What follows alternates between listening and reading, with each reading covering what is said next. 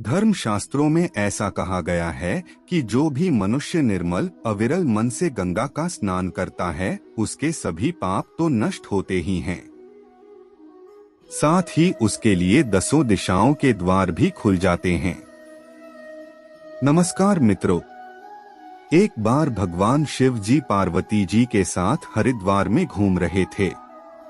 पार्वती जी ने देखा कि सहस्त्रों मनुष्य गंगा में नहाकर हर हर गंगे कहते चले जा रहे हैं, परंतु सभी दुखी और पाप परायण हैं। तब पार्वती जी ने बड़े आश्चर्य से शिव जी से पूछा कि हे देव, गंगा में इतनी बार स्नान करने पर भी इनके पाप और दुखों का नाश क्यों नहीं हुआ? क्या गंगा में पापों के नाश का सामर्थ्य नहीं रही?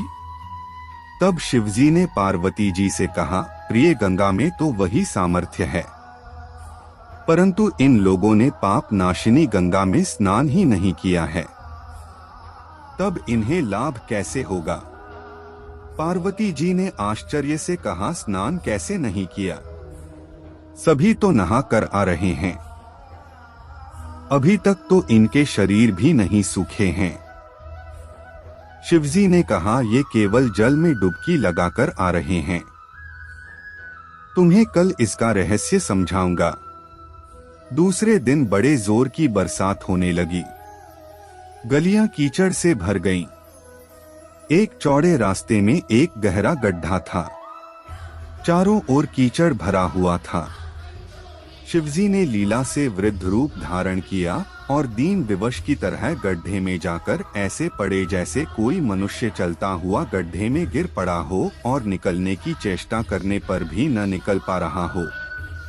पार्वती जी को शिव जी ने यह समझाकर गड्ढे के पास बैठा दिया कि देखो, तुम लोगों को सुनो सुनो कर यूं पुकारती रहो कि मेरे वृद्ध पति अकस्मात गड्ढे में गिर पड़े हैं, कोई पुण्यात्मा इन्हें निकालकर इनके प्राण बचाए और मुझ असहाय की सहायता करें।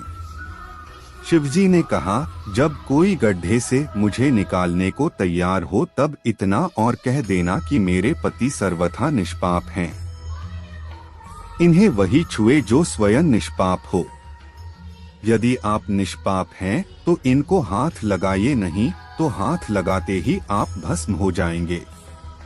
पार्वती जी तथास्तु कहकर गड्ढे के किनारे बैठ गईं और आने जाने वालों को शिवजी की सिखाई हुई बात कहने लगीं। गंगा में नहाकर लोगों के दल आ रहे थे। सुंदर युवती को यूं बैठी देखकर कईयों के मन में पाप आया। कई लोग लज्जा से डरे तो कईयों को कुछ धर्म का भय हुआ, कई कानून से डरे। कुछ लोगों ने तो पार्वती जी को यह भी सुना दिया कि मरने दे बुढ़े को, क्यों उसके लिए रोती है। आगे और कुछ दयालु सच्चरित्र पुरुष थे, उन्होंने करुणावश युवती के पति को निकालना चाहा, परंतु पार्वती के वचन सुनकर वे भी रुक गए। उन्होंने सोचा कि हम गंगा में नहाकर आए हैं तो क्या हुआ, पापी तो हैं ही, कहीं हाथ न जल जाएं। बूढ़े को निकालने की वजह से इस स्त्री के कहे अनुसार हम स्वयं भस्म न हो जाएं। किसी का साहस नहीं हुआ। सैकड़ों आए पूछकर चले गए। संध्या हो चली।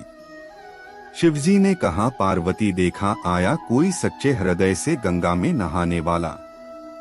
कुछ देर बाद एक जवान हाथ में लोटा लिए हर हर गंगे करता हुआ निकला। पार्वती ने उसे भी वही बात कही। युवक का हृदय करुणा से भर आया। उसने शिवजी को निकालने की तैयारी की।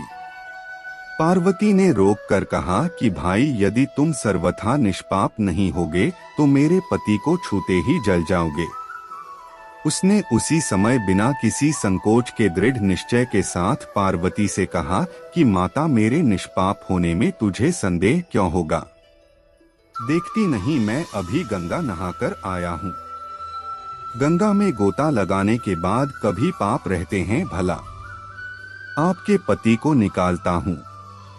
युवक ने ऐसे बूढ़े को ऊपर उठा लिया। शिव पार्वती ने उसे अधिकारी समझकर अपना असली स्वरूप प्रकट कर उसे दर्शन देकर कृतार्थ किया। शिवजी ने पार्वती से कहा कि इतने लोगों में से इस एक ने ही गंगा स्नान किया है। इस दृष्टांत के अनुसार जो लोग बिना श्रद्धा और विश्वास के केवल दंभ के लिए गंगा स्नान करते हैं, उन्हें वास्तविक फल नहीं मिलता, परंतु इसका यह मतलब नहीं कि गंगा स्नान व्यर्थ जाता है। गंगा स्नान का बहुत पुण्य भी है। गंगा स्नान करने से सभी पापों से तो मुक्ति मिलती ही है, साथ ही मोक्ष की भी प्राप्ति होती है। ऐसा हमारे धर्म पुराणों में बताया गया है। धन्यवाद मित्रों। कहानी पसंद आए तो चैनल को लाइक और सब्सक्राइब जरूर करें एवं फैमिली और फ्रेंड्स के साथ शेयर भी करें। आपका दिन मंगलमय हो, इसी कामना के साथ जल्द ही मिलते हैं।